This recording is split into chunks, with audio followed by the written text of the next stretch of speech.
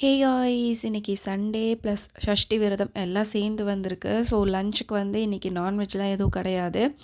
Vegetable biryani சமைச்சு சாப்பிட்டுட்டு மதியானம் ஒரு 3:30 போல் வீட்டில் இருந்து கிளம்பிட்டோம். ஈக்காட்டு தாங்கல் ஆற்று கோவிலுக்கு தான் வந்திருக்கோம். இந்த கோவிலில் வந்து அறுபடை முருகனும் இருப்பாங்க.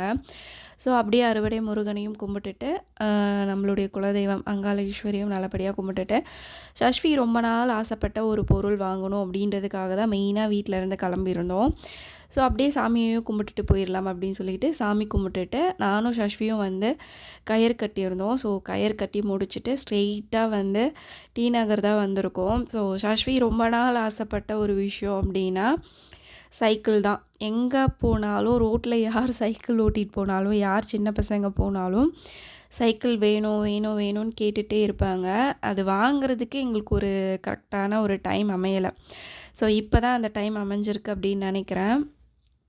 ஸோ சஷ்விக்கு சைக்கிள் வாங்குறதுக்காக தான் இன்றைக்கி நாங்கள் கிளம்பி வந்திருக்கோம்.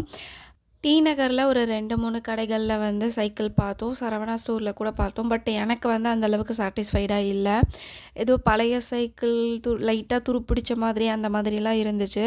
இத்தனைக்கும் நேற்று நாங்கள் பாடி சரவணா போய் பார்த்தோம். பட் அங்கே வந்து இந்த மாதிரி சைக்கிள் இல்லை. குழந்தைங்களாம் ஓட்டுவாங்களே அந்த மாதிரி சைக்கிள் தான் இருந்துச்சு. ஸோ அதுக்காக தான் இன்றைக்கி நாங்கள் டி நகர் கிளம்பி வந்தோம். பட் இன்றைக்குமே எனக்கு வந்து சாட்டிஸ்ஃபைடாக இல்லை. ஸோ தமிழ் என்ன சொல்லியிருந்தாங்க, சைதாப்பேட்டையில் வந்து ஒரு ஷாப் இருக்குது. நாங்கள் சின்ன பசங்களாக இருக்கும் போதுலேருந்தே அந்த ஷாப் இருக்குது. அங்கே வேணால் போய் ட்ரை பண்ணி பார்க்கலாம் அப்படின்னு சொல்லியிருந்தாங்க. ஸோ ஸ்ட்ரெயிட்டாக நாங்கள் வந்து சைதாப்பேட்டை கிளம்பி வந்துட்டோம். இங்கே வந்து பார்த்தா கலெக்ஷன்ஸ் நிறையா இருந்துச்சு. எனக்கு கொஞ்சம் சாட்டிஸ்ஃபைடாக இருந்துச்சு.